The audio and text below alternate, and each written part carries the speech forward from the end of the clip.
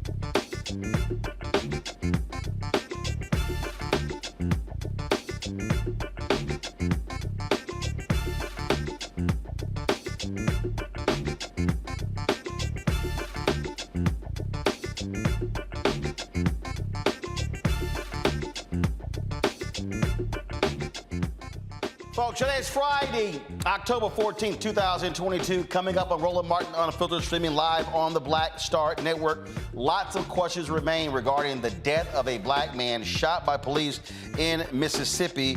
Folks are questioning the police narrative in the death of Jaheim McMillan. His family, they are saying, why did the officer shoot and kill?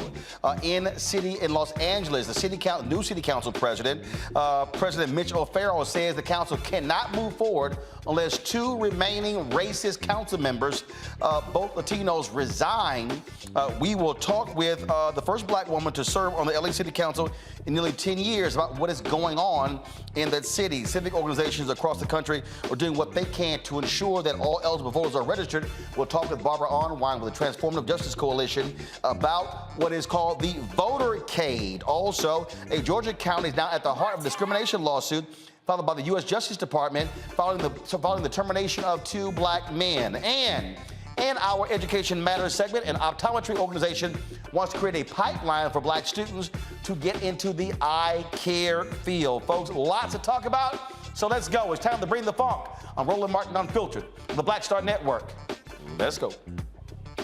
He's got it. Whatever the miss, he's on it.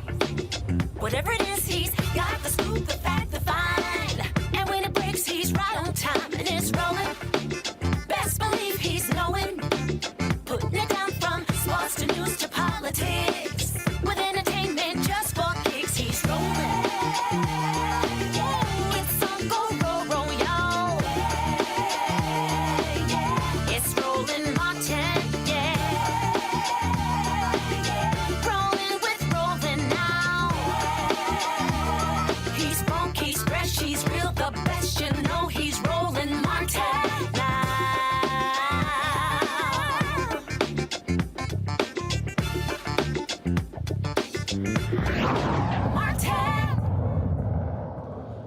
All right, folks, conflicting stories out of Gulfport, Mississippi in the shooting of a black teen. Protesters are demanding the body cam footage be released in the shooting death of Jaheim McMillan. Witnesses say the 15-year-old was walking out of a store when a police officer shot him. Police say the teen had a gun. Now, they also say McMillan was involved in an incident involving several minors waving guns and chasing a motorist. Officers pulled the youth over in a Family Dollar parking lot. McMillan reportedly got out of the car and refused to comply with commands to drop his weapon. Police say the teen pointed a gun at them. An officer shot the teen in the head. One witness says she did not see McMillan with a weapon. Other witnesses say officers handcuffed the teen and did not render aid as he bled out in front of the store. McMillan was taken to the hospital where he remained on life support until Saturday when he passed away. Earlier this week, the Gulfport Police Chief Adam Cooper laid out the details of what police say what took place. This tragic situation has touched many lives. I understand everybody wants answers on what led up and happened in this deadly encounter. Words from me will do little to comfort the individuals involved. I will start with saying I've requested the Mississippi Bureau of Investigation take over the entirety of the investigation from the charges of aggravated assault to the officer-involved shooting in order for all circumstances and facts to be investigated by an outside agency. I will share with you now what I know. The Gulfport Police Department received a telephone complaint from a 911 caller about a motorist in a silver Kia Soul with a Georgia state license plate. Accompanied by several subjects later identified as McMillan, Bell, Thomas, Ellis, and Cooper. They were brandishing firearms at passing motorists and began chasing one of them. This occurred in the area of Highway 605 and Magnolia Street. This description of the vehicle is passed along with the tag information. It's distributed to our officers through the Gulfport Police Department Communications Division.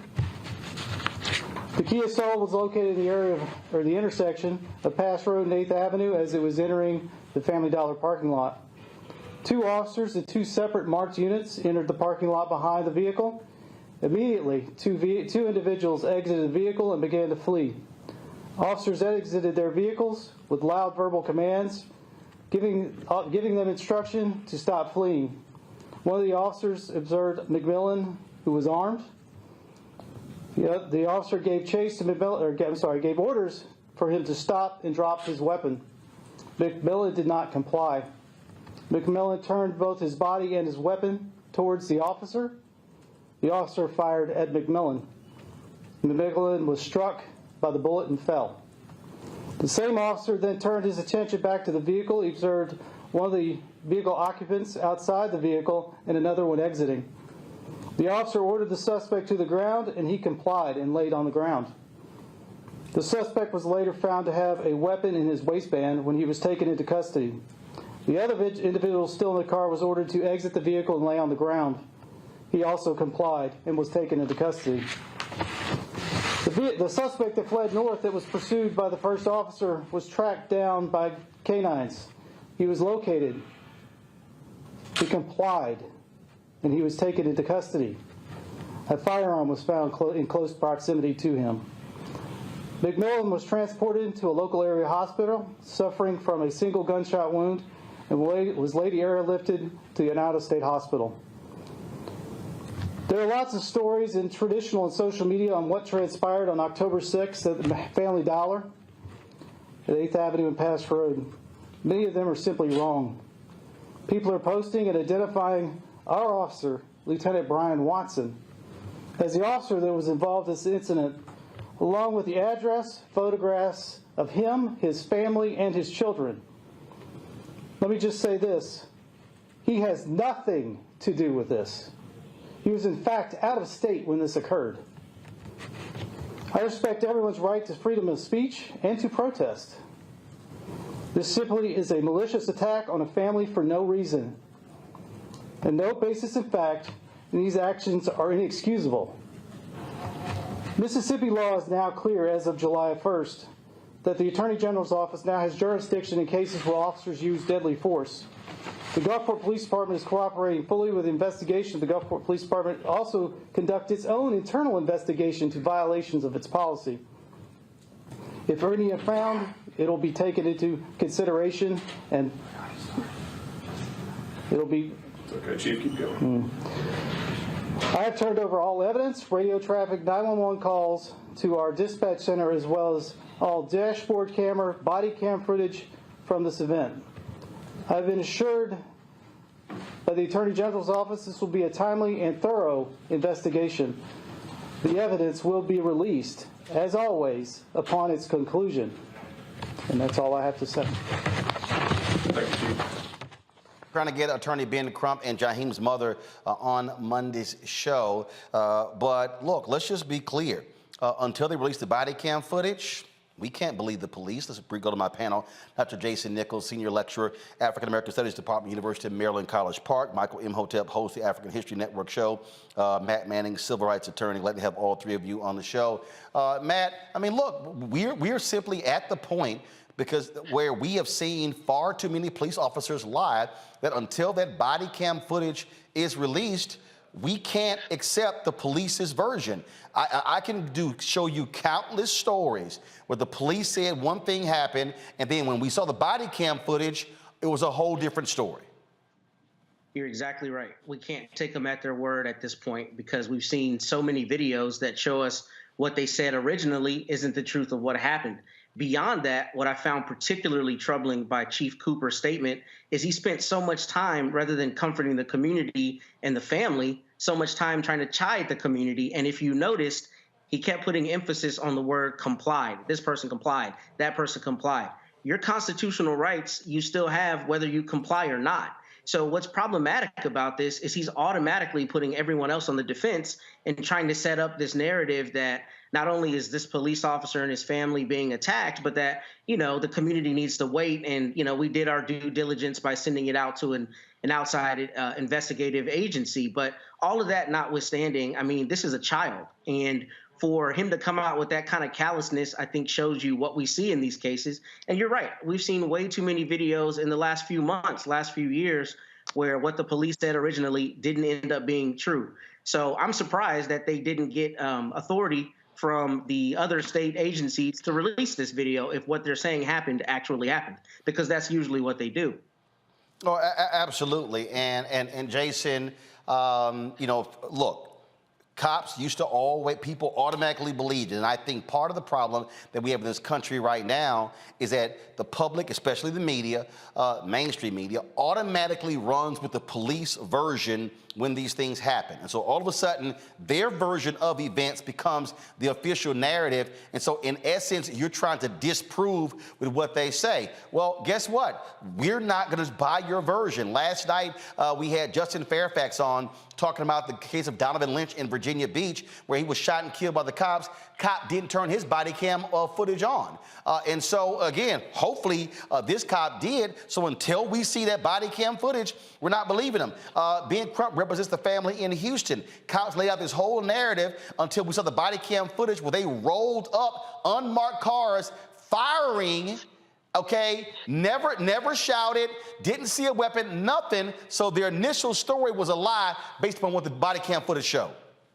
I mean, honestly, you know, me being in the Baltimore area, I certainly know about the Gun Trace Task Force and what they did and the fact that they were able to make up narratives and actually plant guns on people that they wanted to arrest, plant drugs on some occasions. So this idea that we're all of a sudden supposed to always trust the police narrative when, in fact, we actually have the evidence through body cam and dash cam footage, it doesn't make sense. Just show us the material. Show us what actually happened. And as a matter of fact, one of the things that I think needs to be talked about on a nationwide policy standpoint is the fact that people should not be able to turn on and off their body cameras. It seems like each jurisdiction has a different kind of body camera. Some people can mute their body cameras. Some people can turn them on and off. So if they're going to commit a crime or something where they think involves force, who's going to turn on their body camera to put themselves through that kind of scrutiny? So it doesn't really make sense. Only time police officers would keep their body camera on is when they think the body camera will exonerate them or will help them in a situation. But giving police officers that option, particularly in high stress situations, even if they don't have bad intentions, doesn't make sense. The information is out there. Release it to the public. Be transparent. That's what police departments owe the public. No, and that's the thing. And we've seen examples. I think it was a story out of Ohio, Michael, where there was it was where the girl got into a fight. She had a knife and she was charging another girl, and people began to circulate the story. What did the police do? They immediately put the body cam footage out. So it shut down speculation, and that's what should happen. So I'm sorry. I am simply not going to believe what the police chief says, what the officers are to say, until we can see ourselves. If the video shows that he had a gun, the video is going to show that he had a gun. And so then if there are witnesses who say he didn't have one, if the video shows it, they're lying. But until we see that, I'm sorry. I simply cannot, in today's society, I cannot trust any version coming from the police. I don't care if it's a black cop, it's a black chief, or it's a white chief. Especially in Mississippi. If you understand the history of Mississippi, especially in Mississippi. So when we look at this, I read the article from ABC News and I listened to the police chief as well. And I have a lot of questions here. First of all, did you hear the police chief mention body camera footage at all? Yeah, he did. Oh, okay. All right. Because in the article here from ABC News, it didn't mention it. But if they had incriminating body camera footage that showed Jaheim McMillan with a gun, I think they would have released it already by now. Because this incident took place October 6th, 2022. If they had incriminating body camera footage of him with a gun, I think they probably would have released it by now. So, and another thing I want to know, okay, were there fingerprints on the gun? Were there his fingerprints on the gun that you retrieved? What caliber was the gun that you retrieved? Were there gunpowder burns on his hands as well? So there's so many, and what type of gun was it? So there's so many questions that I have regarding this situation. So I know the Mississippi Attorney General's office has jurisdiction over this case. I don't know if that's good or bad, to tell you the truth. I don't know. I just know Mississippi don't have a good track record. The state of Mississippi does not have a good track record when it comes to this. So hopefully justice will prevail. Hopefully we'll get more information when you have Attorney Crump on the show on Monday. Indeed. So again, we'll see what happens in that case. All right, y'all, let's go to Ohio, where the 8 Ohio police officers who shot more than 90 rounds of ammunition, hitting an unarmed black man about 60 times, they're back at work. Jayland Walker was killed in June by Akron police officers after a brief car chase. The officers had been on paid administrative leave since the shooting. Protesters have been marching in the streets since the officers were placed back on active duty in non-uniformed, non-civilian contact roles. Lieutenant Michael Miller released the following statement about the officers' reinstatement. Wasn't a rash decision, but one that was painstaking in fact. When we look at the staffing shortages that we have, nearly 50. If you add the officers that are out on injuries to that number grows. It was a difficult decision.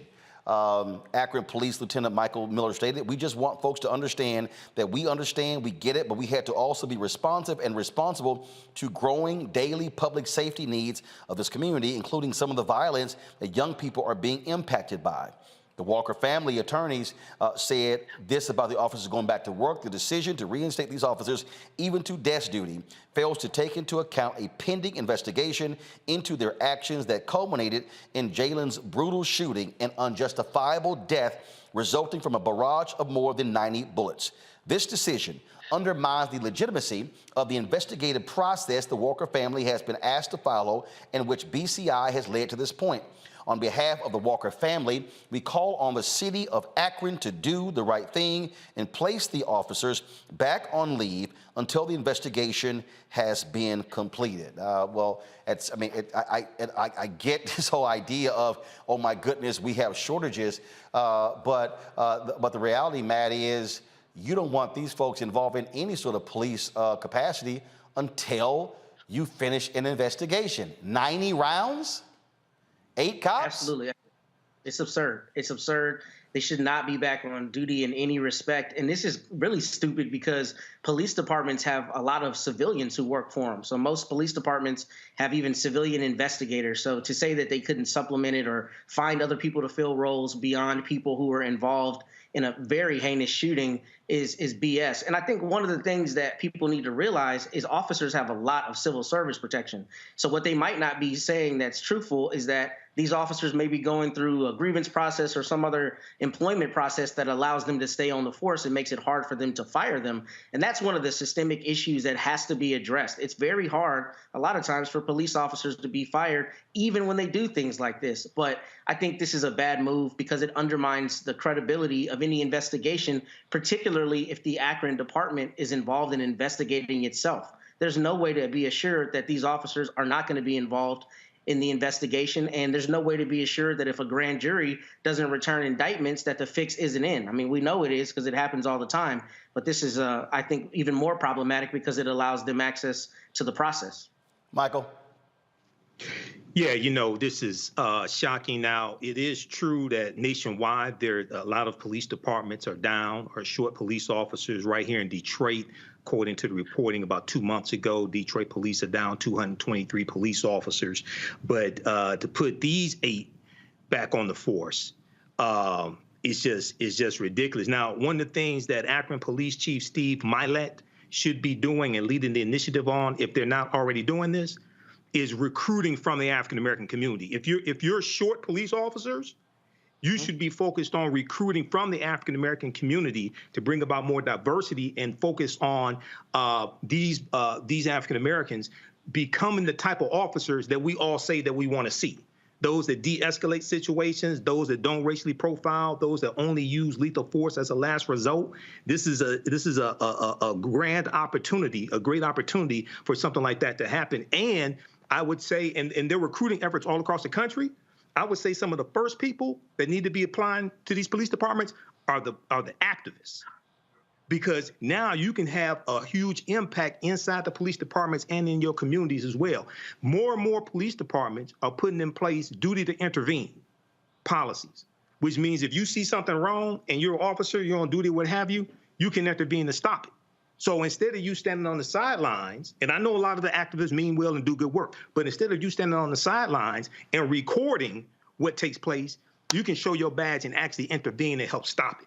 So this is a grand opportunity across the country for African Americans to apply to these police departments and become the type of officers that we say we want to see.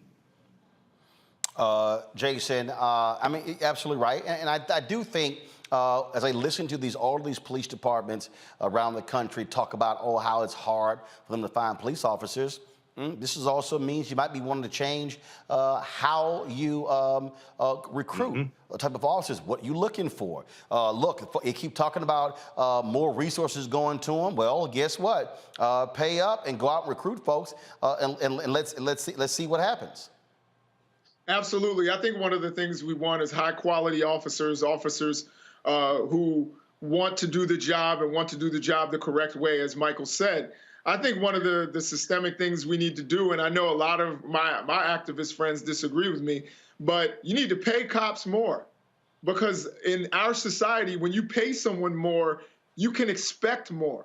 You can expect the highest level of professionalism. And also, it's easier to recruit the right kinds of people. And the people, there are police departments out there where you barely need a high school diploma to become a police officer. And we don't want 19-year-olds out there on the streets with guns. I know when I was 19, I would not have been the kind of guy you would have wanted to stop you at a traffic stop, particularly if you're agitated. So again, I think, one of the things we need is high quality policing. In a lot of places, I'm sure that there are staffing shortages, but I think in a lot of places, people think you need more police, but when actually you need better policing. So we need highly trained, high quality police officers, and we also need to pay them well. Yeah, they need to be paid well. Absolutely. All right, folks, let's go to a break. We come back, more on Roland Martin Unfiltered, including the continuing drama with these racist council members in Los Angeles. We'll talk to a black city councilwoman about that very issue and what is happening there and why they still have not left 5 days after this audio recording became public. Folks, support us by downloading the Black Star Network app, available on all platforms: Apple phone, Android phone, Apple TV, Android TV, Roku, Amazon Fire TV, Xbox One, Samsung Smart TV. Also, you can join our Bring the Funk fan club. All your resources make it possible for us to do what we do. And so you can send check and money orders to P.O. Box 57196, Washington, D.C., 20037-0196. The Cash App is $RM Unfiltered. PayPal is R Martin Unfiltered. Venmo is RM Unfiltered. Zelle is Roland at RolandSMartin.com. Roland at RolandMartinUnfiltered.com. And of course, you can get my book, White Fear, How the Browning of America is Making White Folks Lose Their Minds. The book is available at Ben Bella Books, Amazon, Barnes & Noble, IndieBound, Bookshop, Chapters, Books A Million, Target. Download it on Audible, or you can also order the book through your favorite black bookstore. We'll be right back.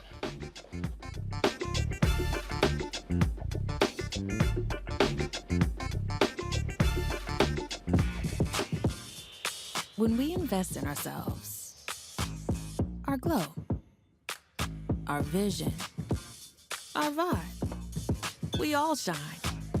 Together, we are black beyond measure. Libraries empower the community with education. Liberia Economic Development Initiative, LEDI, is hosting the International Life Changers Awards and Liberia's bicentennial to celebrate LEDI building the country's first modern public library and technology center. Join event host Roland Martin. Our honorees: Reverend Dr. Jamal Bryant, Zernona Clayton, Thomas Dorch Jr., Dana Lupton, Dr. Tammy Graysteel, on October 29th at the CNN Center, Atlanta. There are no public libraries in Liberia, but together we can change that. Get tickets at ledinow.org. When we invest in ourselves, we all shine. Together, we are black beyond measure. You know what's on the ballot. It's not just legislation and policies we believe in. It's democracy. Our democracy. There's a choice on the ballot between freedom and fear, between cruelty and compassion, between chaos and community, between voting or violence, and the end of rights generations have fought for. The extremists have a plan, a roadmap for a nation where your voice is silenced and your vote is a memory, where they count their votes and cast ours aside. That's why this year, this fight, this vote is so important. Register, engage, volunteer, fight back against the disinformation and despair, and most of all, vote, because your vote is all that stands between our future and theirs. Hatred on the streets, a horrific scene, a white nationalist rally that descended into deadly violence. White people are losing their damn minds. As an angry pro-Trump mob storms the U.S. Capitol, we've seen shooting. We're about to see the rise of what I call white minority resistance.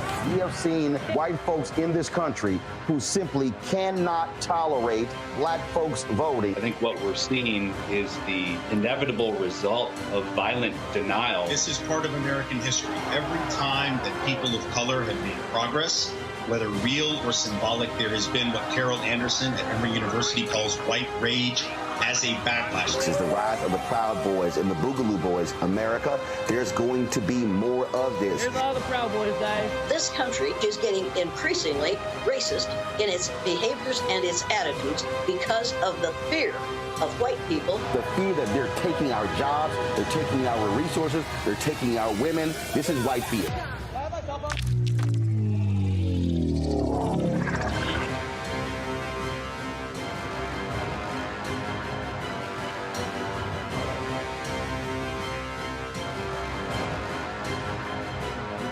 Hi, I'm Vivian Green. Hey everybody, this is your man Fred Hammond, and you're watching Roland Martin, my man, Unfiltered.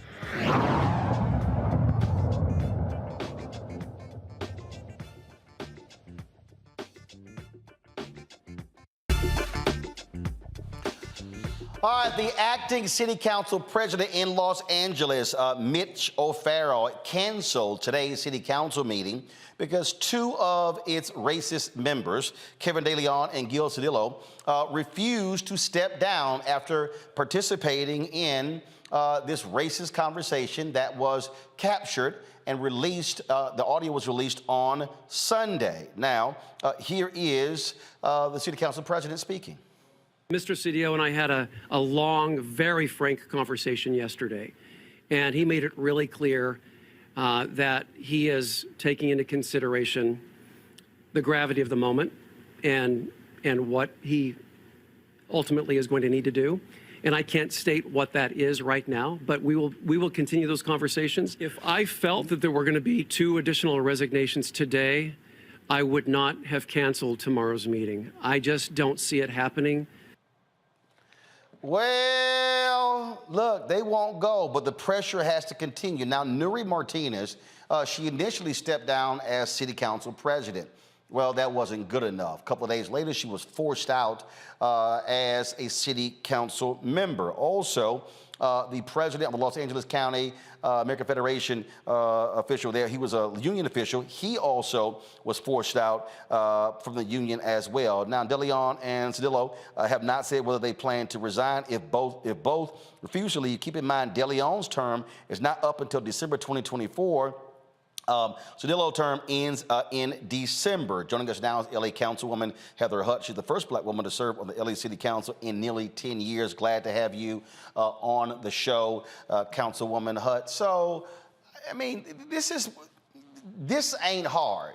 I mean, there's no way in the world either one of these individuals can have any integrity in terms of staying on the council, and there's no way you and the other council members can go on as business as usual with 2 established racists sitting there participating in city business. That precisely. There's no other words. That is exactly how we feel. How can we conduct business knowing that this is the undertone or the feeling that they express privately? It is very complicated and disheartening. I'm angry, I have to say. Never in my life did I believe that any of those people would just continue for 90 minutes to spew this kind of racist, homophobic statements about something that's near and dear to my heart. The city of Los Angeles, gerrymandering, and children. All of those things are special and should be protected, not spewed and abused. You know, and as I sit here and think about this, you know, what are their constituents saying? I mean, you know, are you seeing their constituents in their districts putting pressure on them? And, you know, because obviously there are organizations that have released statements, but what are the folks who they represent? What are they saying? Very interesting that you asked me that. I went to a roundtable last night in CD1, which is Gil Cedillo's district, with Awaken people, and they are very hurt of being considered less than human. If you listen to the tapes, they talked about them with no shoes on and little people and how did they even get here. They are hurt, disappointed. They have worked for many years to lift these people into leadership roles, and they feel betrayed. And so it was a very deep conversation about healing, but their own people are calling for their resignation, and they won't stop. They said they can't stop. They've gone to offices that are in the field. They've gone to City Hall. They're calling strongly for their resignation. You know, and here's the thing that gets me, this whole idea of, you know, I've got to work hard to regain the trust of the people. We have to have reconciliation. This is real simple. You can do that with your ass not being on the council. That's exactly right. You can do it from grassroots. You have to be able to tell your friends and neighbors and act as you're not a racist, because the actions we've seen are racist. So yes, you can do it, but you can't do it in a leadership role, and you certainly can't do it representing 250,000 people that are in your district. Absolutely. And so now, I cover city council in Fort Worth and other cities as well. So you have different council members who are on committees, who chair committees. Have they been stripped of their committee assignments? Yes, a motion went in. A motion went in, but because we didn't have city council, we could not act on the motion. When we get back to council, we'll be able to act on the motion. But the motions have been written to strip those members from their committees. Gotcha. And so when the council meets as a group officially, then that is going to happen. Correct. Now, Gil, he's up in December de Leon's 2024. Is there any way, based upon the city charter, for council members to be recalled? Or is the only way that they can get out of office, they actually have to resign? They have to resign. The recall can come from the community. It's very timely. A resignation is immediate. And what people are calling for is an immediate resignation. They don't want the long time coming that goes along with a recall and the signatures that it takes and so on. They want these people to be accountable for their racist actions, and they want them to leave now. Gotcha. Well, look, it is important, it is necessary, and surely it has to be also troubling for all the other city council members because you can't get business done while they're there. And also, frankly, there's no conversation. You have nothing to say to me if you're still sitting there and you haven't quit 5 days later. Exactly right. Nothing to say to me either. By the way, I was implicated in those tapes. No one's called me to apologize for implicating me, for considering that I would be any part of a gerrymandering strategy or scheme, especially not against Black people. I was born before there was a Civil Rights Act. I've been fighting for this my whole life. I'm here to represent. We need more representation, not less. And if we pay attention to just the segment that you did before I got on, racism is rampant everywhere. And we need to fight it everywhere. Let's actually speak on that, because on those audio tapes, they were saying, oh, yeah, let's go ahead and put her on because we could counter her vote. And so, I mean, they were sitting here with all this maneuvering, and they gave the impression that you're basically a puppet who they can control. It's appalling to me. I'm a Black woman. I'm a strong-ass Black woman that raised 3 boys by myself. If I was going for the okie doke, I'd still be with my ex-husband. I don't go for the okie doke anywhere. I'm not anybody's pawn, and I'm here to tell everybody that. I'm here to do the work, represent these 250,000 people that agreed that I should be appointed to this position, and I'm here to do the work. I do find that interesting that your name was invoked and not one of them has reached out to you. How about that? That's how I feel too. I'm like, really? You can't call and apologize? Like, if you really thought that I had any value, you wouldn't feel that my feelings are hurt? That I'm in a situation in my community where I have to explain my Blackness and my womanness, my patriotism for democracy, because undermining gerrymandering is serious. And that's what you implied that I would do? I have some words that go in the swear jar for that. I'm quite sure. Councilwoman Heather Hutt, actually, let me do this here. I have just a couple more questions. What has this also done in terms of the city and this Black Latino alliance? Surely it's now fractured. Surely you have people, you have now distrust. What is happening with other elected officials, other organizations, to frankly not allow this to go forward as if that somehow that represents how Latinos or Latino elected officials in Los Angeles think about African Americans and think about this notion of power? So we have another Latina woman on the council, Monica Rodriguez, and she reached out to me on Sunday night before we even went into a regular work week, apologizing and saying that all Latinos are not like that. Well, I know that. If I thought all were like that, I'd be just like them, putting everybody in an all bucket. So I know better than that. I'm inspired right now because when you look at the film of people that are in the city council chambers or the ones that are outside the chambers protesting and asking for them to resign, they're of all colors. And I'm inspired by how people are trying to come together to make a general statement that this is not okay.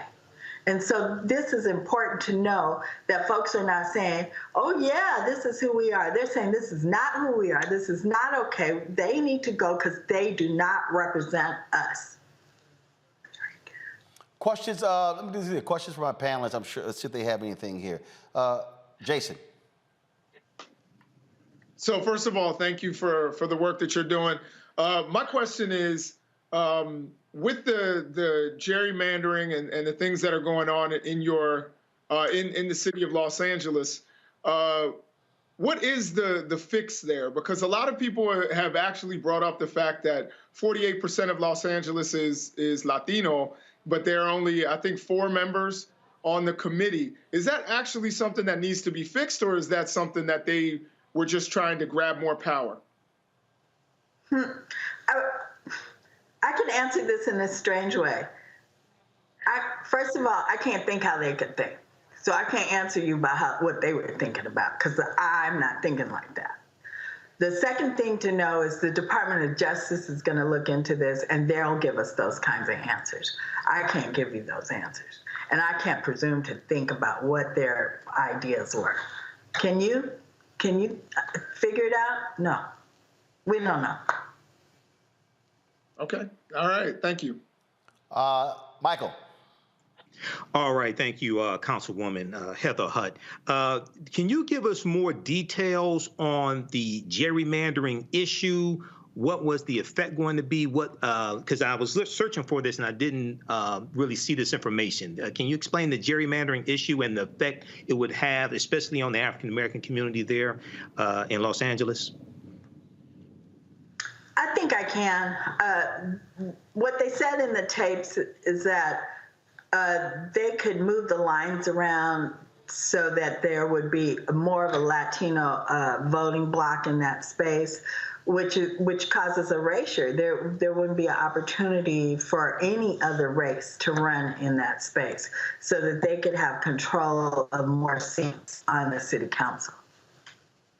Okay. So the idea was to move when you're doing redistricting, the idea is to move the lines around so that you put a greater population in various spaces so that the vote would be significant. Okay. All right. Thank you. Matt. I have a 2-part question, Councilwoman, and thank you for being on this evening. So the first question is, what happens in the event there is like a lawsuit or there's a belief that the city council has engaged in gerrymandering? Does the California legislature step in? What happens in that instance? And then the second question is, when is the deadline for the new maps? Because I know cities around the country are dealing with this with the new census data. So what is the time frame during which the city council has to actually make remedial measures? The new maps occurred in December 2021. This conversation they had was October 2021. So we are currently living in the new space. I was appointed to this seat on September 2nd, 2022. So I have only been in this space for 42 days. So not a part of the history that put us in the maps. And we're set now. When the Department of Justice comes in, they'll let us know what kind of changes need to occur. All right, then. Look, we certainly appreciate you joining us and sharing your perspective with us. And again, we certainly hope that these two resign so y'all can get on with the business of Los Angeles. Thank you so much for having me and allowing me to share my story here on Roland Martin. I appreciate being unfiltered. I didn't use a swear jar, though. I wasn't that unfiltered. Oh, well, it's all good. Trust me. We cuss all the time. So I keep telling folk, cussing keep your blood pressure low. Well, I know that's right. Thanks for having me. I appreciate it. Thank you, gentlemen. All right, thanks a lot. All right, y'all. Look, I'm just trying to let you know. All right, look, some folk need to be cussed out. All right, y'all. Gotta go to a break. We'll come back, of course. So we'll show our Black and Missing for the day, and of course more news as well. So a number of things to cover. Hey, folks, do me a favor. I want you to download the Black Star Network app, available on all platforms. Download it right now. You might be watching on YouTube. That's fine, but you still can download the app. Apple phone, Android phone, Apple TV, Android TV, Roku, Amazon Fire TV, Xbox One, Samsung Smart TV, and of course, you can also support us. Your dollars make it possible for us to do what we do, to cover the stories that we cover. On Monday, I'm going to be in Valdosta, Georgia.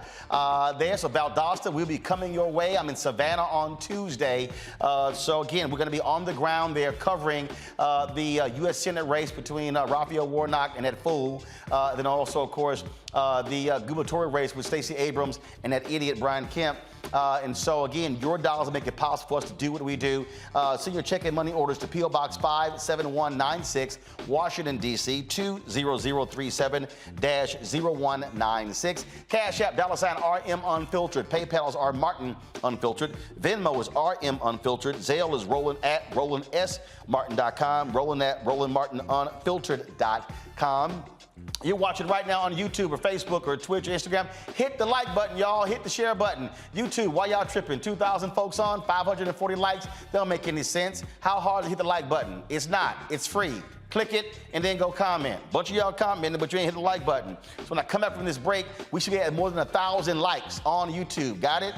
So that's right. Y'all got about 2 minutes to hit 500 more likes. Now, get your copy of my book, White Fear, How the Browning of America is Making White Folks Lose Their Minds. Available at bookstores everywhere. You can order it through Ben Bella Books, the publisher, Amazon, Barnes & Noble, IndieBound, Bookshop, Chapters, Books A Million, Target. You can also download it on Audible. And, of course, you can get the book through your favorite Black bookstore. We'll be right back.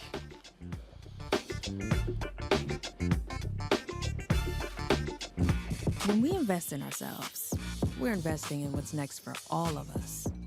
Growing, creating, making moves that move us all forward.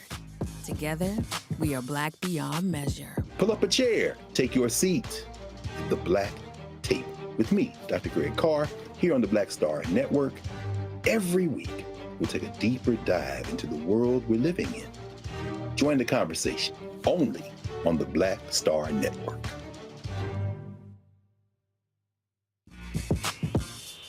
When we invest in ourselves, our glow, our vision, our vibe, we all shine. Together, we are Black beyond measure. It's about us. Everybody all together. We are in sunny South Dallas. The election is coming up. It's super important that folks know who they are voting for, but more importantly, what they are voting for. Y'all, we got the free shirts and free lunch right over here. Freedom is our birthright. No matter what we're up against, we're sending a message in Dallas and Texas and in this country. We won't back down. That's what this bus tour is all about. The housing cost is one of the most capitalized areas that we have found. People who are marginalized, that are brown and Black, we are suffering the most, and I think that we have the biggest vote and the biggest impact in this election. I'm voting for affordable housing, for sure. We should not be paying the cost of a utility failure because our elected officials are too proud to say, we need help. I know that we can bring out our people to vote. It's a part of our birthright. Right. It's a part of our heritage. And surely it's a part of our present and part of our future. That's right. That's what's up. And we won't black down. Forward that message to 5 friends, because in that message, it's got links to how to get registered, how to check your registration status. Like I said, 2:30 we'll start rendezvousing right here on this street. I am voting to let our voice be heard in the rural communities that, hey, we are people too. There are things that we need. Free shirts, free food, and lots of power. We are in Longview, Texas, where Black voters matter, 365. Whatever type of oppression a white supremacist throws our way, we will not back down. We are in relentless pursuit of liberation of our people. Freedom is liberation for black bodies and black communities to make economic change through political power. Freedom is choice. We won't black down. We won't black down. We won't black down, y'all. We won't black down. We won't black down. We won't black down. Hi, everybody. This is Jonathan Nelson. Hi, this is Cheryl Lee Ralph, and you are watching Roland Martin, Unfiltered. I mean, could it be any other way? Really? It's Roland Martin.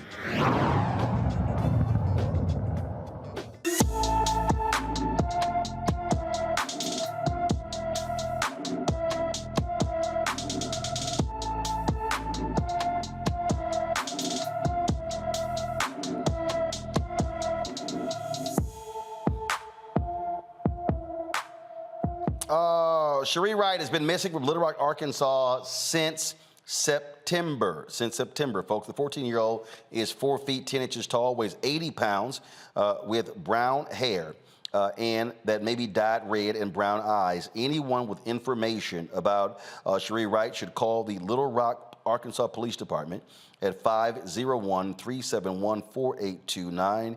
That is 501-371-4829. Folks, a 7-second video of students reenacting the death of George Floyd at Louisiana High School during homecoming activities is circulating on social media. Take a look at this video.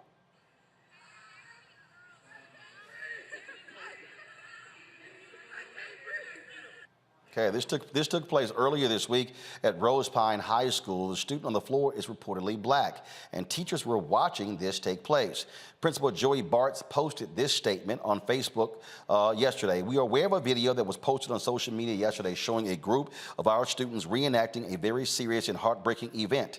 The disheartening, unfortunate display was not part of what Rose Pine High School had planned during its homecoming activities, but was enacted by a few students. In no way is this acceptable, nor does it keep with the heart and spirit of what we teach and preach daily. The school is working with all parties involved, including their parents, guardians. We will work tirelessly to educate our students on better choices. After the punitive actions are taken, all we can do is hope and pray that we can learn from the mistakes made and become better human beings. Again, we are deeply sorry for the pain that this has caused, and we know words are never enough, so we will vow to strive to become better through our future actions. With a broken heart, Jay Bartz. Now, we contacted Bartz and the Vernon Parish School Board to invite them on the show. We did not get a response to this. The thing that jumps out at me, Michael, is, okay, the principal talked about punitive action against students. What about the teachers? Yeah, and also I would question, you have to ask the question, okay, what type of culture exists at that school where the students would think something like that would be permissible? And this is one of the reasons why. So, yeah, definitely with the teachers also. But this is one of the reasons why that treatment like that and other treatments that we have seen across the country and in schools and in society in general.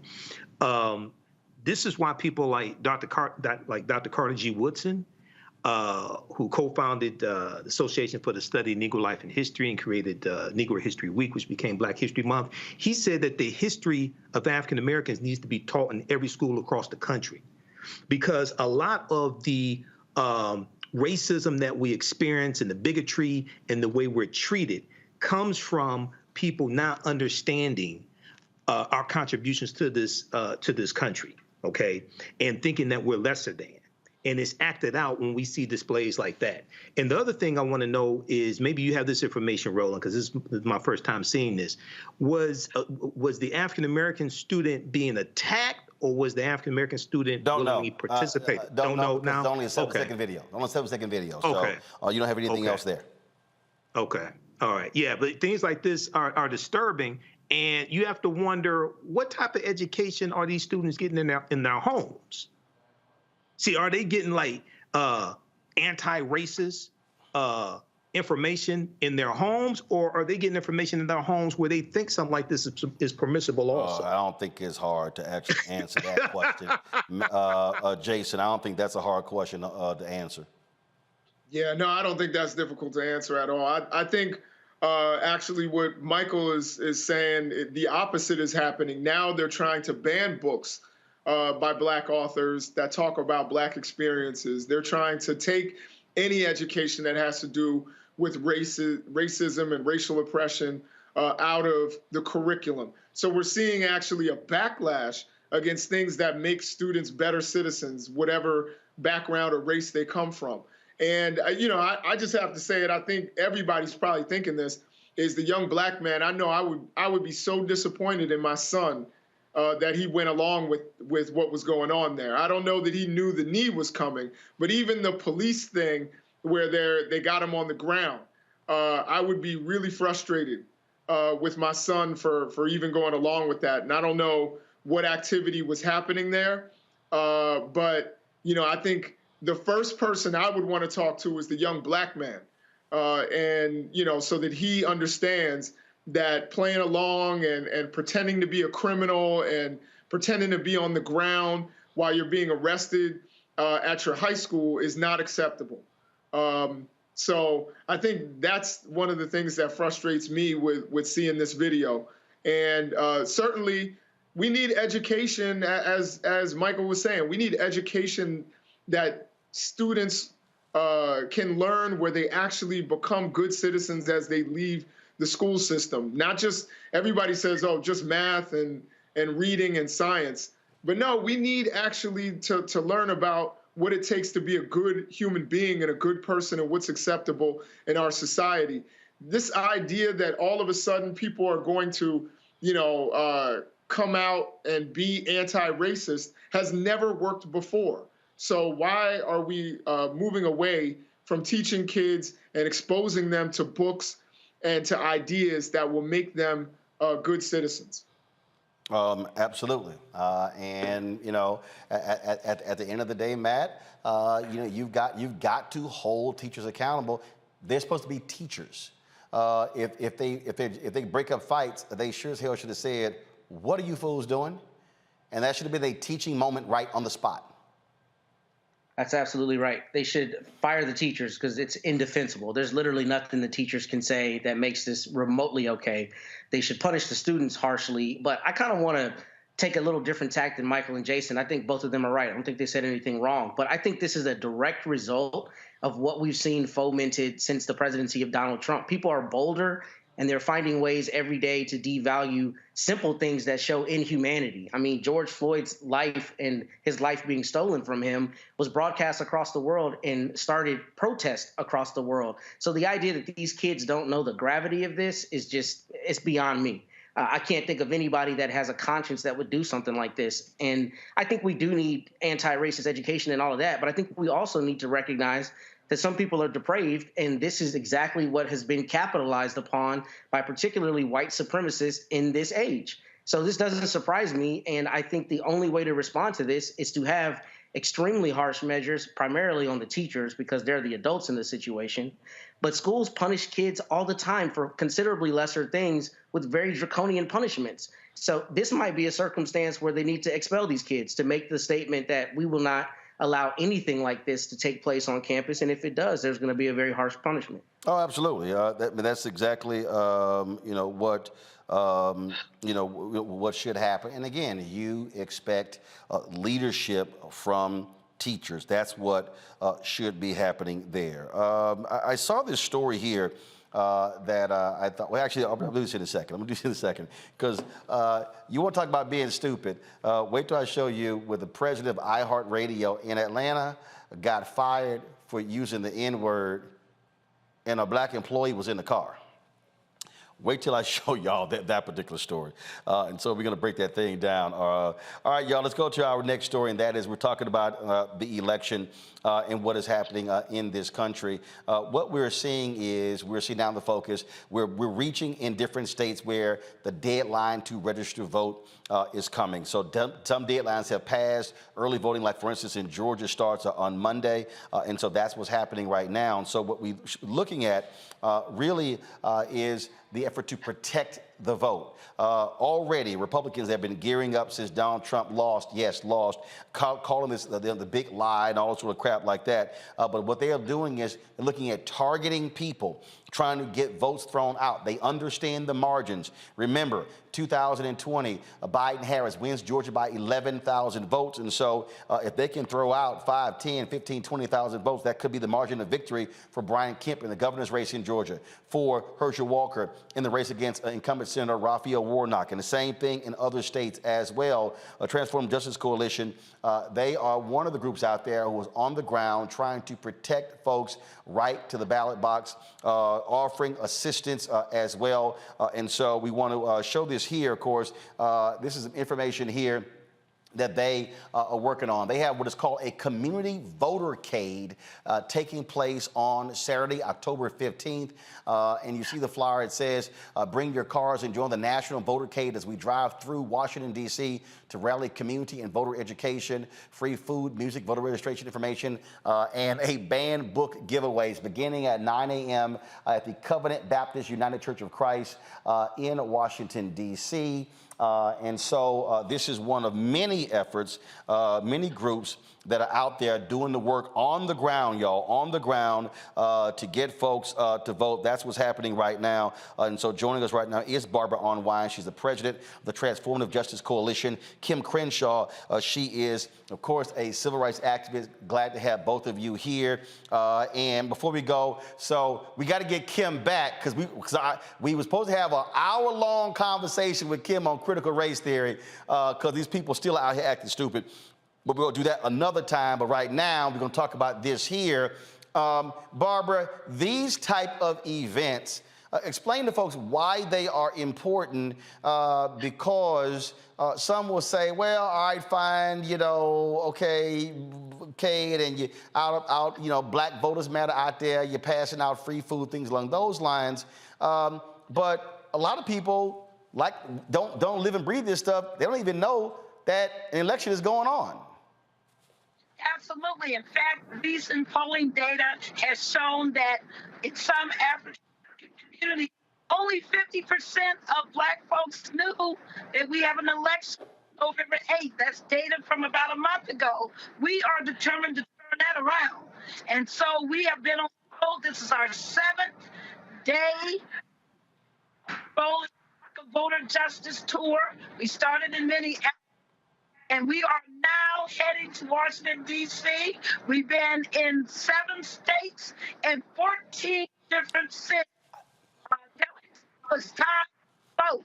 And unlike the past where people have done these tours, we've also brought along the banned books. Because when they're saying that we need the vote, we also need the free eyes. We need the capacity to read the books so that people learn about our racial past so that we can do better in the future. It's so imperative that every person who is capable of registering to vote do so and that they actually vote. It doesn't mean anything if you register and you don't turn out to the polls. We need you to vote November 8th, 2022. You know, Kim, I keep saying this. And I've done all these interviews in the past 2 weeks dealing with my book, White Fear. And folks ask me, okay, well, you say that we have to maximize that opportunity. And what I keep trying to walk people through is, this is a perfect example. If you've got 500,000 African Americans living in a city, and let's say 500,000 African Americans in a city who are eligible voters. They are of voting age. And then 300,000 of the 500,000 actually register. Then 150,000 of the 300,000 actually vote. Well, that means only 150,000 out of 500,000 African Americans who are eligible vote. And then somebody will say, well, that's 50% of all blacks who are registered. Yeah, but that's 150,000 who voted. It's 350,000 who didn't vote. So the reality is, when we maximize our strength, we literally can determine elections. And that is precisely why there is so much effort to make sure that we don't vote. That's why we're out here on the road, Roland. That's why we're telling people that there's an election. But more importantly, we're trying to tell people why it matters that they vote. Yes. I am so, shocked and surprised to hear about the George Floyd reenactment. And at the same time, this is precisely one of the reasons why we're on this tour. Because what we're trying to do is to link the effort to suppress the vote with the effort to suppress anti-racism. We're giving away 6,000 books because these are precisely the books that are being banned in our schools. And the reason why, of course, is because after George Floyd, because after all of the millions of people who came out demanding solutions to racist police violence, demanding solutions to structural racism, those who don't want us to exercise political power created this boogeyman called critical race theory. And they're using it to ban books. There are more books being banned, and the majority of these books are being written by people of color, queer people. They're all about how to make our democracy work better. They're being pushed out of the curriculum, and I think the story that you started with shows exactly what the consequences of that are. So we're giving away 6,000 books. We're calling our part of the campaign From Freedom Writers to Freedom Readers. We hope your listeners come out and join us tomorrow in all the places we're going to be until we their vote on and get their read on. And that point right there about these banned books. I mean, what these people are doing, and I have these people, Kimberly and Barbara, who literally drive me crazy, because you get these new fools, and they come on and they say, "Oh man, all you doing is shilling for the Democrats," and I keep saying, y'all, there are two parties on the ballot. There's the Democratic Party and the Republican Party. And when I explain to people, I'm like, let me explain to you what the right is doing. They hate critical race theory. They hate diversity, equity, and inclusion. They hate equity. They hate multiculturalism. They hate affirmative action, even though white women have benefited more than anybody else. They hate any conversation dealing with the issue of equity. They do not want to see parity. They don't want to see any of that. And what they are doing is using political power to actually stifle teachers, to stifle parents, to stifle professors. What Ron DeSantis is doing in Florida, what Greg Abbott is doing in Texas, what the legislatures are doing, what Brian Kemp is doing in Georgia, is going all across the country. Now, folk can sit at home and they can have these silly discussions about, I think you're wrong for who you're supporting. But let's be clear, the agenda that they are focused on, they've made it clear. They want to wipe out any potential black gains. They do not want to see more black professors, more black teachers, more black contracts, and they're not even hiding it anymore. So I've never said the Democratic Party is perfect. I have whooped their ass when needed, but when I do know when I'm staring at an existential threat, I'm not going to be dumb and act like it don't exist. Barbara, then Kim. Yes, and that's why we're saying to people who sits in these offices determine your whole life. I mean, people say that they care about Black Lives Matter, but if you do, then you're voting sheriff. You're voting for your district attorney. You're voting for your attorney general. You're going to vote for your clerk of court. You're going to vote for every position, the district attorney. You're going to vote for all those positions because they all determine if our lives matter, how we're treated, and what occurs. People only want to vote presidential. Beware, people. You got to vote midterm. You got to vote for your governors. You got to vote for all the members of the House of Representatives in the United States Congress. Oh, you got to vote for those senatorial seats. You got to be about the change that is required in this country so that Black excellence can excel, can achieve, can be manifested. But these folks want to put us down, and they want to be retrograde. Talk about they want to go back to the 1950s when people like us couldn't even be on TV like we are now. And Barbara's so right. One of the reasons why this is such an important moment is that there's a direct relationship between the attack on racial injustice and the attack on our democracy. One of the aspects of this debate that is so, I guess, disconcerting, Roland, is that too many people are sitting on their hands in the face of this effort to attack critical race theory by saying, well, we don't know what it is. We don't teach it in the public schools. That's a distraction. As you point out, what they're really trying to do is to make anti-racism unspeakable. And when they make anti-racism unspeakable, they make racial injustice unachievable. And we can't have a democracy without racial justice. There is no daylight between the fight for racial justice and the fight for our democracy. So people need to get off of their hands. They need to recognize that the midterms are those elections that decide many of the local offices.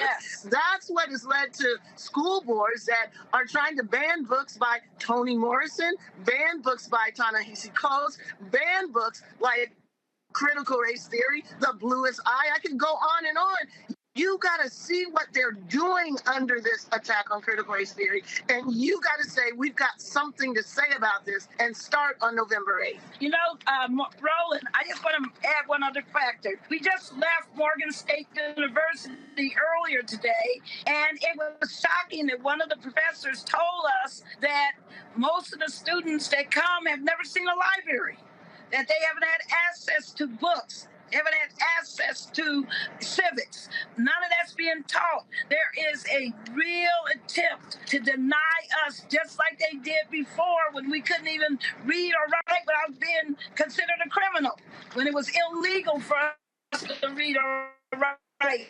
Now they want to control what we read or write, and we won't have it. Not going to have it. Let me go to my panelists. Let's see here. Jason, you first. First of all, it's an honor to meet y'all, or it's an honor to talk to y'all. What do you think can be done specifically outside of voting? Because I know a lot of people who say, you know, votes are one thing, but in order to hold our elected officials accountable, what can we do when there isn't an election ahead of us? Well, we have actually been speaking about that aggressively, about the need be active politically 365. Don't think it's only about election day. It's about making sure that people that you basically hire, I said, but that you vote for into office are held accountable, that they do their job. If you're not showing up to these school board meetings, showing up to these city council meetings, if you're not calling these senators and representatives when you see that they're voting wrong, if you're not holding the saying, hey, I voted you in, I'm going to vote you out, you got to make sure that you are a democracy advocate 365. And I just want to underscore Barbara's point about showing up to the school boards. One of the reasons why this attack on anti-racism grew so quickly is because of the media's ability to go to these school board meetings and see white parents outraged about this lie that their children are being taught to hate themselves. What we didn't have was footage of black parents going to school boards being outraged that their children are being taught the truth about this country. And if we don't show up and show out, not just on the election, but every time decision is made, then this is precisely the consequence of it. So we've got to look at this as an example of how bad it can get and say, never again. That's why we're calling this, the good trouble. We're calling this from freedom riders to freedom readers. We've got to say no to this in the same way that we said no to segregation. Matt.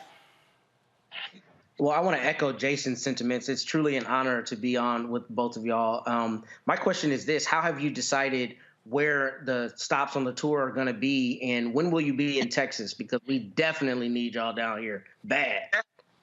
Well, you got to know that one of our biggest partners is Black Voters Matters, and they've been doing the We Won't Black Down in Texas, and so that's one way we do it. The good news here is that there's 8 partners. We are working all across the country. Arkansas, we heard you. You want us to come? We've been listening to all these states that want us to come, and guess what? For 2024, expect us.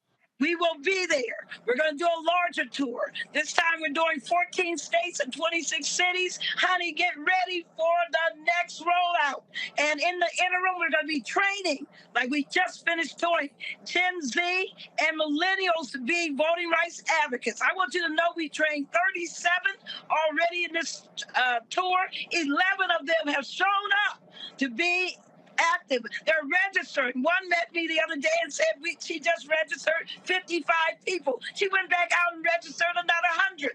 I want people to understand, invest in our youth, invest in them as we build the newest, largest voting bloc in America, which will be young people.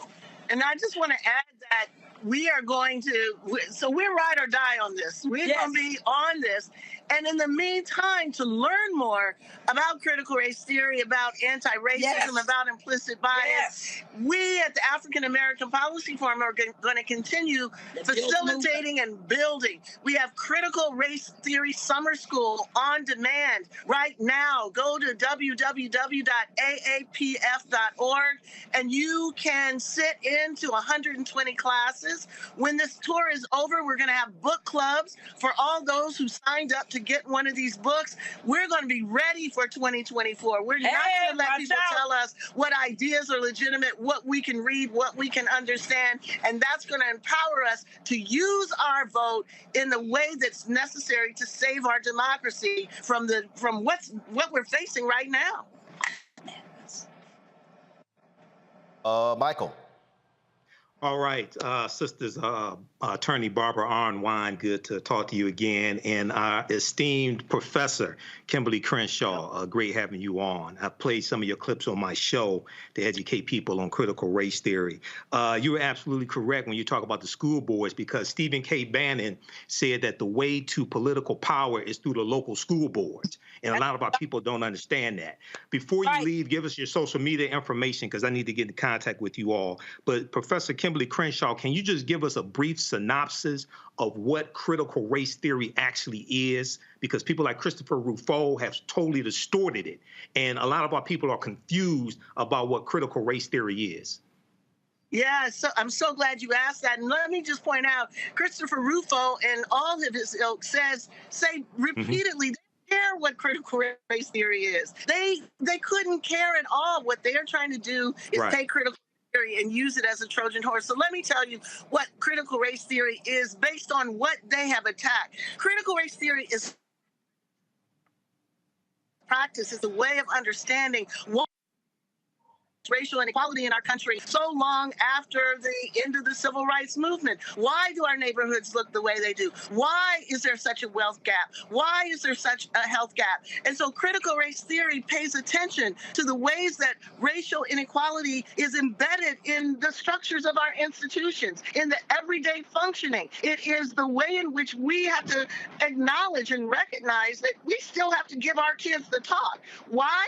Because police departments are still places in which anti-Black violence is regular and reinforced every day. It's the same kind of reason why We have to put our hands on our steering wheel when we see the lights in the rearview mirror.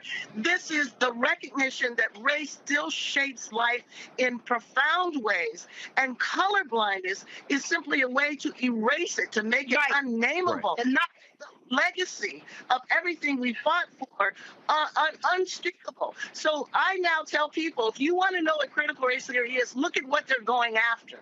Look at the fact they're going after the bluest eye. Look at the fact that they're going after the 1619 Project. Anything that tells the truthful history and contemporary consequences of anti-Black racism is what they are framing as critical race theory. So you don't have to be a critical race theorist. You don't have to be a law student or a law professor to know that what they're coming after is you. If they're coming after you, then you sure enough better show up on November 8th. That's right. Yes. Right there. All right, thank you. We certainly appreciate it. Thank you so very much. And Kim, I promise we will have you back because I want to have, again, a one-on-one, a thorough conversation because, and not only how we deal with this, because it's not going away. I laid this out in my book, White Fear. This is where we are and how they are going to be operating, because they are attacking anything that deals with the issue of race, that deals with equity. It does not matter. Even Dr. Oz, that fool was running around, Mehmet Oz is running around saying that the Black Lives Matter movement was hijacked to talk about race. Well, it starts with Black Lives Matter, dumbass. These are not bright people. Barbara Arnwine, Kimberly Crenshaw, we certainly appreciate it. Thanks a lot. See you tomorrow, D.C. All right, absolutely. Thanks a bunch. Hey, folks, I was going to go to a break, but let's do this here. I want to dip into, are they still debating in Georgia? So let's just dip a little bit into the debate between Senator Raphael Warnock and that idiot Herschel Walker. And just because he said something doesn't mean it's true. I have supported our police officers. I've called them and I've prayed with their families, like those officers lost in Cobb County when they were killed, doing what police officers routinely do. You can support police officers, as I've done, through the COPS program, through the Invest to Protect program, while at the same time holding police officers, like all professions, accountable. One thing I have not done, I've never pretended to be a police officer, and I've never threatened a shootout with the police. Well, and now I have to respond to that. We are moving on, gentlemen. I have to respond to that. And you know what's so funny? I am with many police officers, and at the same time, Mr. Walker, Mr. Walker, excuse me, Mr. Walker. Please, out of respect, I need to let you know, Mr. Walker, you are very well aware of the rules tonight. Yes. And you have a prop. Yes. That is not allowed, sir. Yes. I ask you to put that prop away. Well, it's not a prop. This is real. And he said, I have a problem. I never worked with law enforcement. It is considered a prop, Mr. Walker. Yes. Excuse me, sir. Yes. You're very well aware of the rules, aren't you? Well, aren't you aware of the rules? He brought up the truth. Let's talk about the truth. Thank you for putting that prop away. And as a matter of fact, we still have a lot to get to, and we are not going to continue this. We're going to follow up with a question, and this is according to the CDC. Homicide is the leading cause of death for African-American youth. Mr. Walker, in 30 seconds, why do you believe this is happening? And what would you do to stop it? Well, what I would do is hold people accountable, which is Senator Warnock not doing. Believing in no cash bail, no accountability, that is a problem. People must be accountable for their action. And the truth lies with Senator Warnock, because he said he was going to Washington to represent Georgia. He went to Washington to represent Joe Biden. That's the reason we're in the mess we're in today, because he represents Joe Biden and not the truth for Georgia. Senator Warnock, this follow-up for you. Same question. What do you believe homicides among African-American youth is growing? Why are those homicides growing, sir? And how do we stop it? Well, it's heartbreaking. And I've seen this up close as a pastor. I've presided over some of these funerals. I've met with young people. And we have to have rules and laws in the society, which I support and I've invested in as a legislator. At the same time, we have to create opportunity. There's no sickness like the loss of hope. When people lose hope, when they doubt that their life can be any longer or that they can dream of something bigger than the street they live on, a lot of things can happen. I grew up in one of those neighborhoods, but I had a nurturing family, and I benefited from good federal public policy, like the Head Start program, like Upward Bound, like Pell Grants and low-interest student loans. And to invest in our children is to invest in our best resource. Senator Warnock, thank you. We are moving on, gentlemen, to the next question. And this topic is about personal integrity. Buck? We're going to shift gears a little bit here. Senator Warnock, in 2020, you tweeted this: unemployment benefits have expired, rent is due, and many Georgia families are at risk of eviction.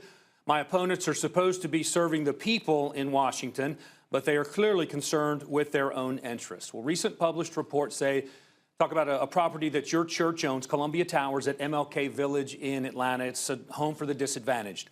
At least a dozen lawsuits have been filed by residents evicted for not being able to pay their rent. Some of the outstanding balances are less than $30. As someone who receives more than $7,000 a month for a housing allowance from Ebenezer Baptist Church, how do you explain this to Georgia voters who are struggling currently to make ends meet? Well, let me say that serving in the United States Senate and continuing to serve my church is the honor of my life. And it gives me a lens through which to do the work that I'm doing. But here's why you know I'm running against a desperate candidate.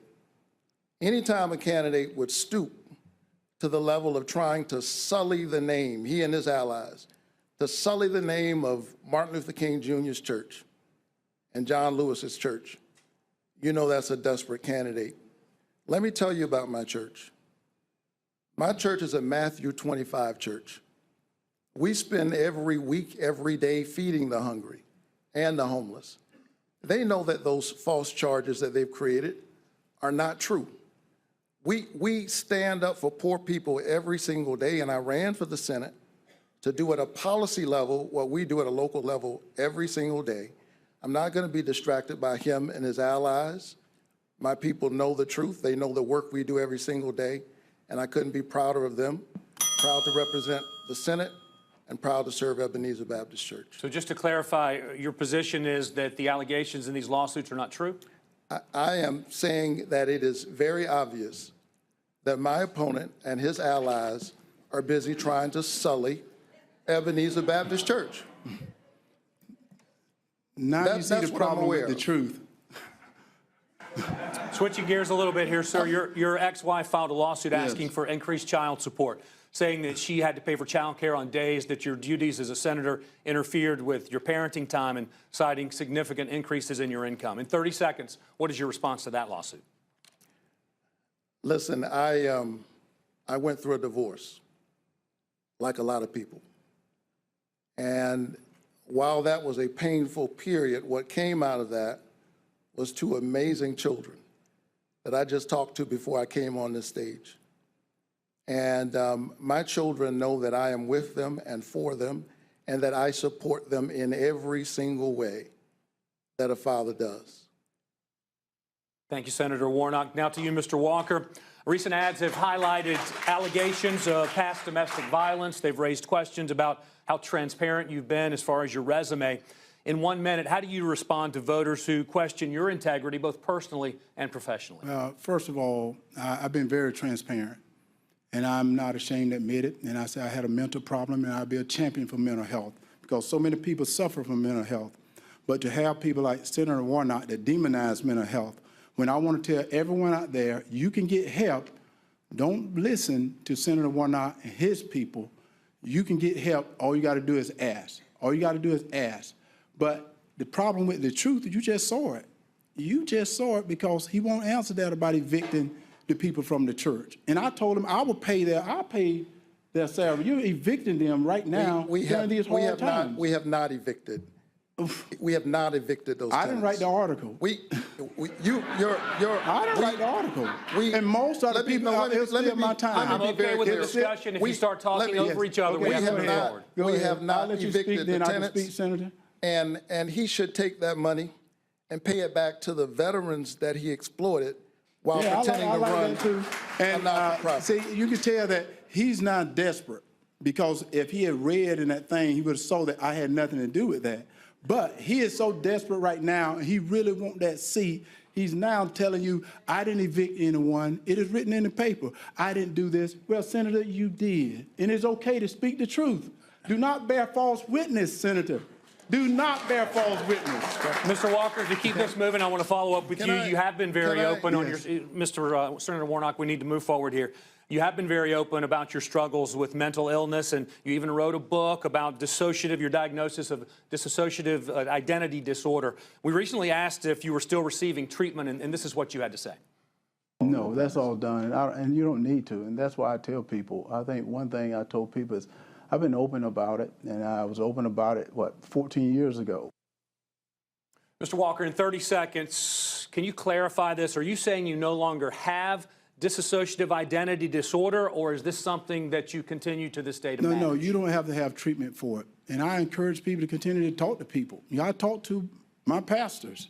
And I continue to get help if I need help. But I don't need any help. I'm doing well. But that's the reason why I tell anyone out there that is suffering from any type of mental illness, you can get help. All you got to do is ask. And I will always, always be a champion for mental health. And just to clarify, how can Georgia voters, though, be assured that this will not impact your ability to lead if elected? Because I'm ready to lead today. I'm ready to vote with the Georgia voters, whereas Senator Warnock has voted with Joe Biden 96% of the time. I'm ready to vote with the Georgia voters today. Thank you, gentlemen. We'll move on to our next topic. Tina? And that topic, gentlemen, is health insurance. Georgia is one of 12 states that have not accepted federal funding to expand Medicaid under affordable. Georgia, there's no way in hell y'all could even remotely think about voting for that fool Herschel Walker. Matt, Jason, and Michael, I'm looking at comments on social. I'm looking at, that is absolutely one of the dumbest people I have ever seen stand before the public to want to be a United States senator. Who am I going to start with first? Well, you can start with me, Roland. Fine, go ahead. Well, see, you got to understand Georgia. And the white people in Georgia that support Brian Kemp, that support Donald Trump, this is the type of Negro they like. Dana Loesch, how do you pronounce her name? Lash. She said, Dana Lash said she doesn't care basically what he did. He could abort baby eagles or what have you. This is about raw naked power. This is what these white supremacists want. They want a dumb Negro who they can tell what to do, and he'll go vote the way that they want. They want to take back control of the Senate. They want to take back control of the House, shut all this stuff down, all these policies that have been beneficial to African Americans. And they want to stop any more of Biden's nominations to the U.S. Supreme Court, as well as the federal bench. This is about raw naked power. They don't care how dumb the Negro is, as long as he does what they tell him to do. That's what they want. Matt? I think Michael's 100% right, but this is exactly why people have to not only go out and vote, they have to understand the issues and understand who they're voting for. What's so terrifying about this is there are going to be a lot of people who are going to see Herschel Walker and they're going to vote because they remember his football glory days. I mean, he's obviously not competent, and to me, to be a senator, and this is a question of basic competence, but that's exactly the fear, and I think Michael's right. I mean, what we're seeing is them beating this drum. If you notice in most of his answers, all he did was try to link Pastor Warnock to Joe Biden, right? And that's what we're seeing around the country. It's just the same messaging that you can't trust Democrats, you can't just trust Joe Biden. And I mean, I understand that Herschel Walker's children, or at least one of his children, came out and said that he hasn't been honest about his past and a number of different things. So this is troubling. It's troubling that he has even any kind of momentum, and I'm hoping that the voters in Georgia do the right thing. Jason, at the end of the day, turn out. If more folk who like Walker turn out, Warnock loses. And again, the other issue is this here. There's a third candidate who's running, and so right now the polls are showing Warnock 46-43. This is actually looking like it's headed to a runoff. So we might have a repeat of 2020. I think this is going to be a really tight race. Herschel Walker is not the smartest guy in the world. I still think he and Tommy Tuberville would have a close one in an IQ contest. But I would say that Herschel Walker here, the thing that I'm most afraid of is the way that they talked about character, glossed over the things that Herschel Walker has done. He put a gun to a woman's head, and nobody talked about that. He actually did say, I want to shoot out with the police, in a domestic violence situation, but the police redacted it because he's a football hero. Like, these are the things that people aren't talking about. And the media, the mainstream media focused only on this abortion story, which to me was a pretty small story. And I know it showed his hypocrisy, but putting a gun to a woman's head is a bigger story. The fact that he has a history of domestic violence, the fact that he has 4 children and didn't raise any of them. You know what I mean? And he says he talks to his pastors. What are they talking about? That's my question. What are you talking to your pastors about if you have 4 kids by 4 different women and didn't raise any of them, weren't there for any of them, to the point where your super right-wing son comes out against you and says that you're a fraud? It frustrated me. I think that they went in harder on Warnock's, situation with his ex-wife, which to me, and be mad at me if you want, that sounds like a lot of divorces I've heard. It doesn't sound like he put a gun to anybody's head or did something violent. And, when you leave town, you leave your kids with a babysitter. That makes sense. But they focused more on that than they focused on all of the things that are called into question with Herschel Walker's character. And that's what terrifies me about this race, is how it's being covered, how they did not go after him or hold him accountable. Even when they showed that clip, they didn't hold him accountable for saying, oh, no, I'm cured. He sounds like Kanye West. And I think it's ridiculous. You're absolutely right. And that was the thing, Matt, as I watched that, it was a horrible question. And they should have said, no, it was so like, yeah, you had some issues in the past with your wife. No, it should have been, your ex-wife said you put a gun to her head. I mean, they should have walked through that and had him answer that. So I don't understand, in terms of what that rationale was. But yeah, it was like they were more in depth talking about Warnock, you paying more in child support, opposed to this fool who literally, and then you have one of his own children who said, yeah, my daddy abused my mother. Yeah, absolutely. I mean, I think Jason hit the nail on the head with everything he said. I mean, the fact that the media is glossing over that and that was glossed over in those questions, and that just like Tommy Tuberville, that there's being any credence being given to Herschel Walker when he's not a serious candidate for, the United States Senate, it's terrifying. And it's terrifying that the race is as close as it is. I mean, his support should be in the teens. Somebody recently wrote about how, I can't think of his name, but he recently wrote about how celebrities don't need to become politicians, and how when we glorify celebrities, sometimes we empower them to do things they are not qualified to do. This is example number 1 for that. He should not be in a realistic race for United States Senate, but the fact that he's that close in the polling is terrifying, because that shows you that people are looking at Herschel Walker, the guy they remember who ran the football, and not Herschel Walker, whose serious character flaws absolutely do not qualify him to hold public office, let alone the United States Senate. Absolutely. Folks, a couple other stories here. Former Louisville Metro police officer has pled guilty to roughing up protesters in 2020. Katie Cruz admitted in federal court to violating an individual's right by using excessive force during the Breonna Taylor protest. Cruz's actions led to escalations in clashes between officers and protesters, causing the death of West End barbecue owner David McAtee. She confessed to shooting an individual with a pepper ball while that individual was standing on private property, not posing a threat. Cruz pleaded guilty to 1 misdemeanor count of using unreasonable force. She's facing up to a year in prison and a fine up to $10,000. Folks, in California, Justice Department defines the Orange County DA's office and the Sheriff's Department with violating the civil rights when using jailhouse informants. The DOJ's investigation focused on custodial informant activity from 2007 through 2016 and discovered the custodial informant program systematically violated criminal defendants' 6th Amendment right to counsel and 14th Amendment right to due process of law.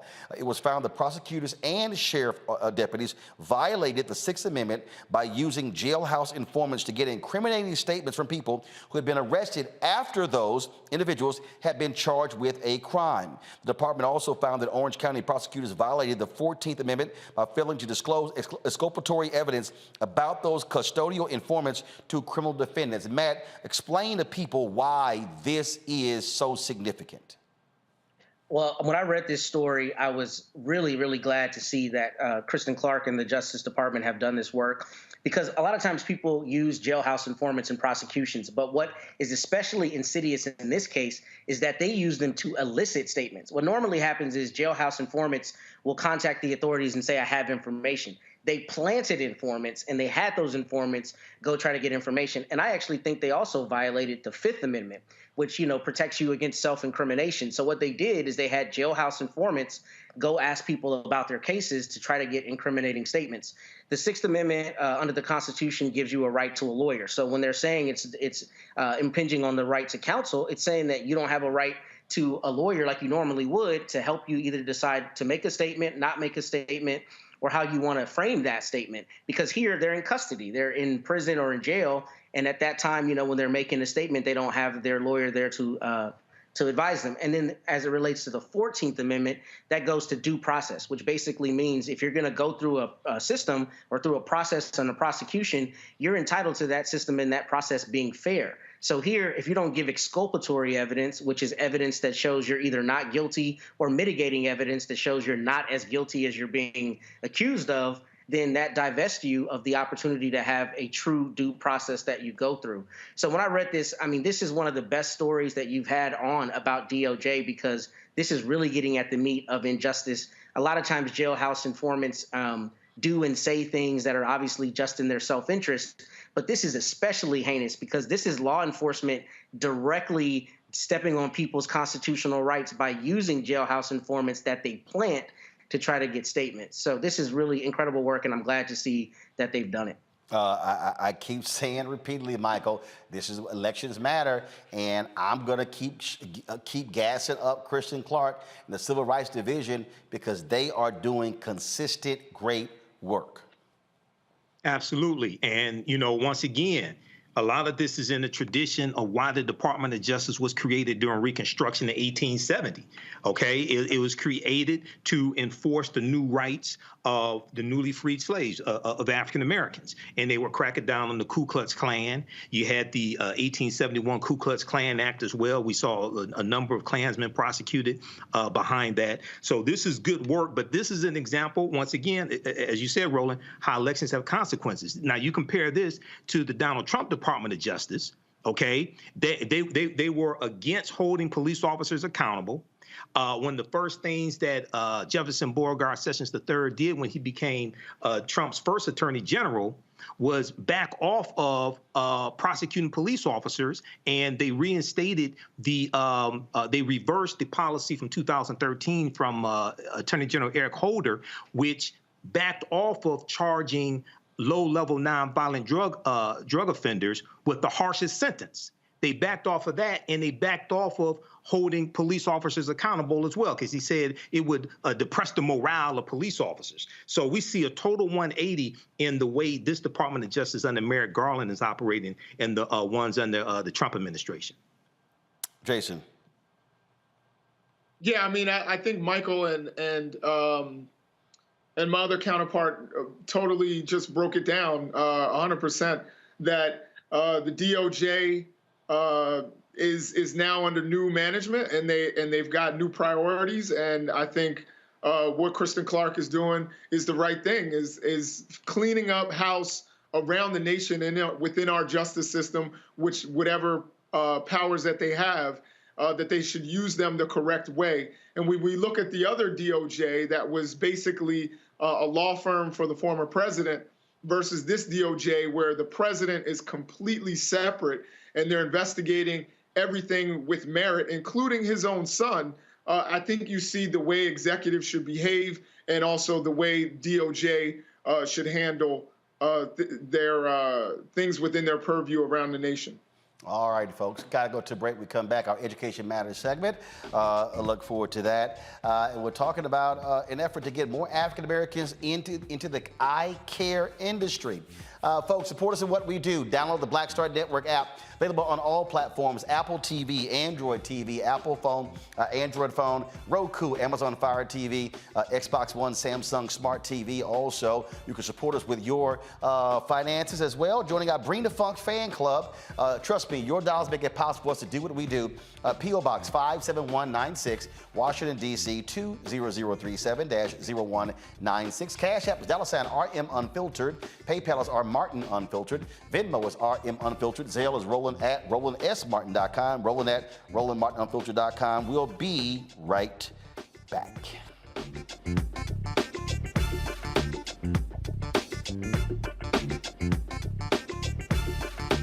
When we invest in ourselves, we all shine. Together, we are Black beyond measure. We're all impacted by the culture, whether we know it or not. From politics to music and entertainment, it's a huge part of our lives, and we're going to talk about it every day right here on The Culture with me, Faraji Muhammad, only on the Black Star Network.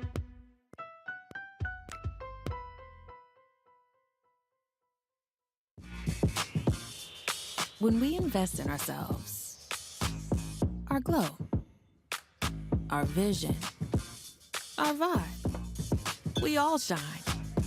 Together, we are Black beyond measure. So this is Roger Bob. I got a message for Roland Ascot Martin. Buddy, you're supposed to be hooking me up with some of these mascots. I'm sorry, ascots that you claim to wear. Where's mine, buddy? Hey, yo, Peace World. What's going on? It's the Love King of R&B, Raheem Devon, and you're watching Roland Martin Unfiltered.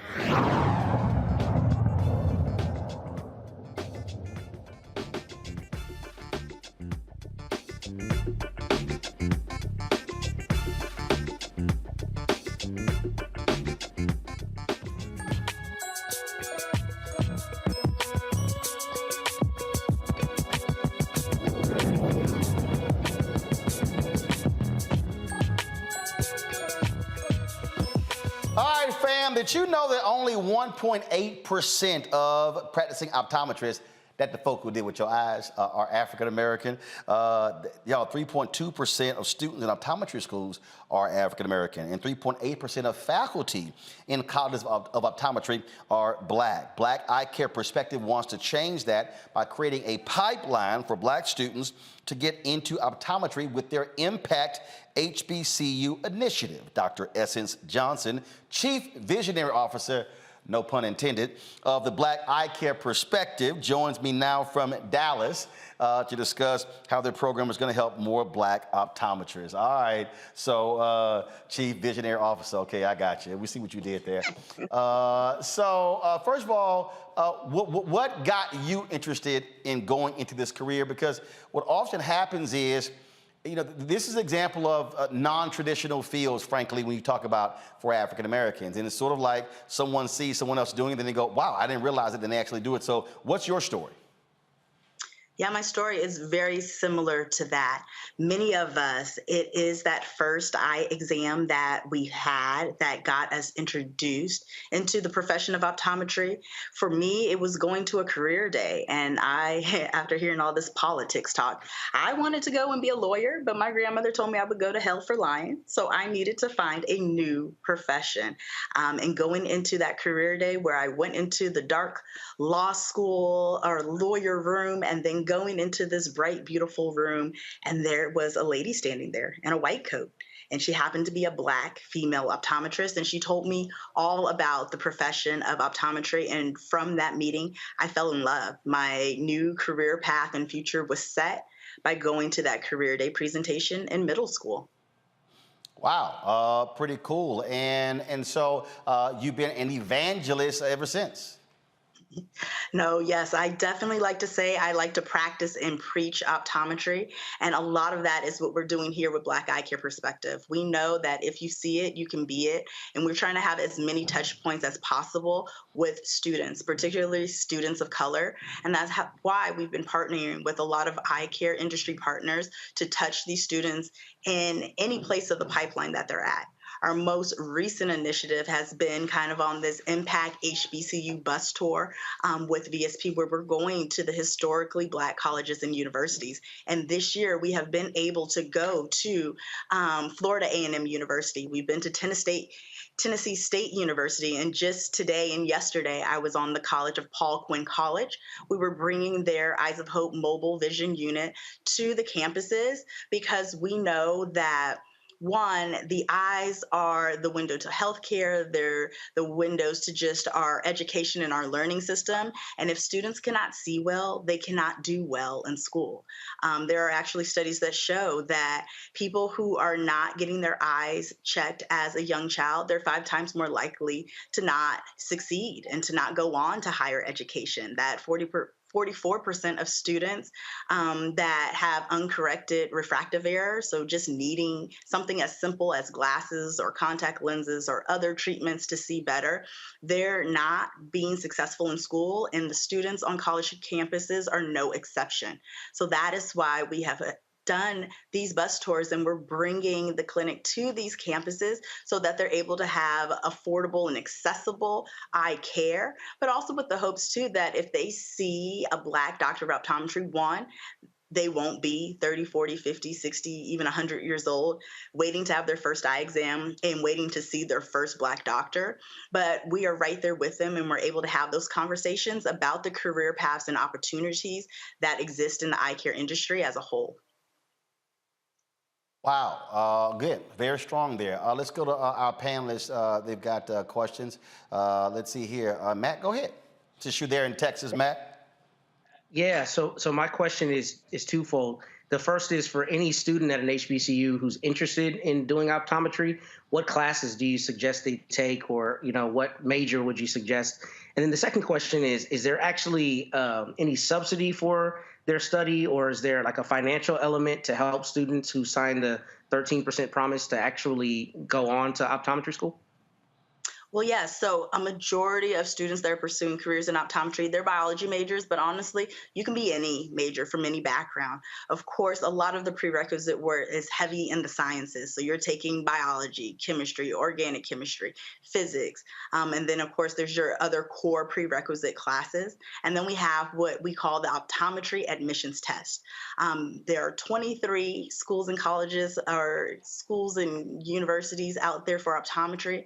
And some of them are even OAT optional. So if you have a high enough grade in GPA, you don't even have to take the optometry's admissions test, or if they have geared it around if you are interested in maybe other areas of healthcare. So you took that MCAT, you took the DAT, you took the pharmacy test or the GRE. You can also use those to apply to optometry school. Then with Black Eye Care Perspective, we've created this virtual pre-optometry club.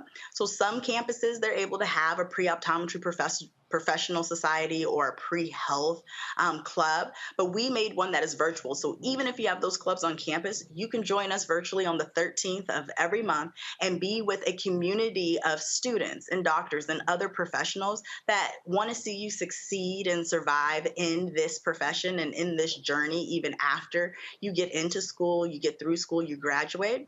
And with a lot of our advocacy work, there has been an increase in financial support for students. Before, many of us had to lift that burden by ourselves, but there are more opportunities for students to even get full ride tuition, all tuition paid at some of the schools and College of Optometry, increasing the amount of scholarships that are available, but also being a part of the club, we're showing them where those resources are. Oftentimes, as a pre-optometry student, we discount ourselves as becoming incoming graduate school students. And a lot of those scholarships or grants that are geared to graduate students can also apply to those students that are applying to optometry as well. And then we reward our students that are in our pre-optometry club by having them apply for a matriculation grant. We also want to celebrate them in the spring of every year with our signing day. So just like in sports, they have that opportunity to announce what school or college that they're going to in the fall. All right, then. Michael. All right, Dr. Essence Johnson, thanks for coming on and sharing this information. And, thank God for optometrists, because I've been wearing glasses since kindergarten. So can you talk about... Damn, you've been blind since kindergarten? Damn. You came out the womb with some jacked up eyes. Don't let them do Hey, I you have like a third eye though also to make up for it. I have a third eye to make up for it. No, you need to focus on them too. Go ahead with your question. All right, Dr. Essence Johnson, can you talk about some of the career opportunities being an optometrist and like what the demand is going to be like for the next 10 years, earning potential? And also, if you could quickly talk about the difference between an optometrist and an optician as well. Oh yeah, we can definitely do that. There's actually 3 O's in optometry or in the eye care industry. So you have someone who's a doctor of optometry like myself. I went to undergrad and then I went to optometry school, which is a 4-year program. And then you have that option to do a residency in your choice of specialty. My particular specialty is ocular disease. So I spent an additional year after studying doing that. You also have ophthalmology. So those are students that went to undergrad as well, and then they applied to med school. And then they went through their med school program, which is often 4 years, and then they matriculated into the chosen field or specialty of ophthalmology. And then that is divided out into many other subspecialties. So you can do general, you can do cataracts, you can do retina. There's just a lot of different options in ophthalmology. And then there are opticians. Opticians are our greatest support system. They can work in conjunction with optometrists or ophthalmologists. They can also work kind of individually. And many of them are working with the different facets of eyewear, in the dispensing, in the fitting, in the helping with the styling, the fashion pieces of it. So a lot of times, and most of the times, we're all working in conjunction with one another, in collaboration with opticians, optometrists, ophthalmologists, but also in collaboration and conjunction with all the other healthcare specialties as well. And then when we want to talk about just earning potential, they say the profession is saturated. I will say it is not. As an optometrist, you can practice in many different fields. Before, it was just private practice, but someone like myself, I practice in a hospital setting, in a community health. I also go to the jail. So the options are going to be kind of limitless, and there's also more options and opportunities for people who are entering the profession. So whether you're interested in younger people, children, older people, disease, specialty contact lenses, whether you want to be in a more organized organization, or if you want to go into private practice, there's a lot of opportunities that are out there and that are being created.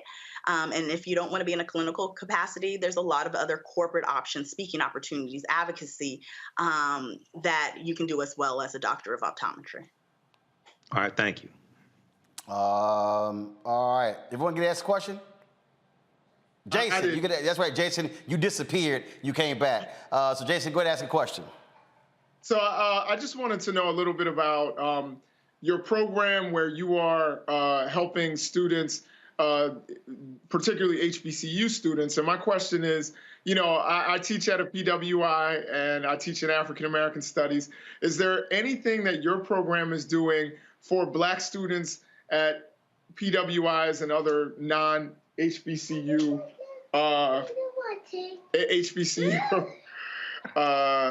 settings? Sorry about that.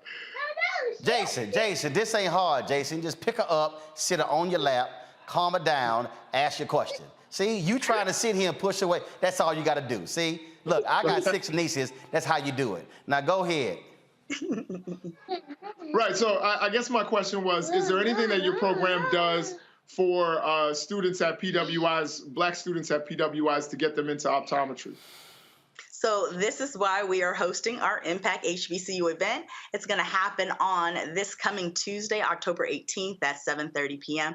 And this is our way to virtually touch everyone. We say Impact HBCU because we know about 40% of doctors that identify as Black come from those schools, but the other 60% are coming from PWIs. So we wanted to have an event where it touches everyone, where they are being introduced to Black doctors of optometry. And this year, we're going to highlight Dr. Janelle Davison out of Atlanta, Georgia, and Dr. Devin Sasser out of Maryland. And then we highlight the work that we're doing with our industry partners and with schools. This year is going to be the University of Pikeville, Kentucky College of Optometry. So I definitely encourage your students, all the students, everyone, everywhere, regardless if they go to an HBCU or not, to register on our website, blackeyecareperspective.com. sign up for the virtual event. Even if you're not up or you're able to attend, it's virtual. So that means it's going to be available for replay so that they can interact in the chat, get connected with the schools and colleges of optometry, get connected with other students or other alumni, other doctors that may have graduated from their school, and learn more about the profession of optometry, but also just learn more about the importance, especially us as Black individuals, as individuals of color, of getting a yearly eye exam that can truly not only improve your sight, but save your life. Thank you. Thank you so much. All right, then. Well, look, I certainly appreciate it. Thanks a lot. Again, give the website again for people who missed it, who want to get more information. Yeah, get more information about Impact HBCU, about joining our pre-optometry club. We even have a Black eye doctor locator. If you have not had your eyes examined this year, you can go to www.blackeyecareperspective.com. That's www.blackeyecareperspective.com. All right, then. Dr. Estes Johnson, thanks a lot. All right, that is it for us. I appreciate it. Matt, Jason, and Michael, thank you so very much for joining us on the panel. I appreciate it. Shout out, I don't have his number. How old is Anthony today? Anthony Hampton, who works for the show. Anthony is 35 today. He acts like he's 53. But he moves like he's 53. Anthony moves a little slow. Y'all know I ain't lying. Y'all know I ain't lying. I mean, he moves slower than Henry. No, I don't think he moved that slow. Here's his birthday, and so I want to shout out Anthony. We got a picture of Anthony or something? Anyway, we'll show y'all on Monday. So here's his birthday. And Henry, ain't your birthday coming up soon? Your 65th is when? Oh, you're not going to take a shot of the control room right now? What's up? You don't want to show the control room now? See, that's what happened, y'all, when you take a shot at the director. He don't want to take a shot of himself. So Henry's birthday is coming up soon, too. Yeah, trust me, Henry is older than me. All right, y'all, that's it for us. I appreciate all of y'all supporting the show, watching. Hey, don't forget, Monday, I am in Valdosta, Georgia. That's right. Let me find out where in the hell I'm at. Where am I going to be at? Let me give you right now where we're going to be, Valdosta, Georgia. I'm going to be there at the Mathis Municipal Auditorium, 2300 North Ashley Street, Valdosta. We're going to be broadcasting the show from there, and then we're going to be in Savannah on Tuesday. They are, of course, trying to put Warnock over the top. And so Valdosta, I want y'all to show up and show out. We're broadcasting live. I'll have copies of White Fear. I'll be autographing the book there as well, so looking forward to it. And so thanks a bunch. Let me thank all of y'all who support our show. All of you, but first of all, I'm telling you, every Friday, we show you the names of the people who contribute.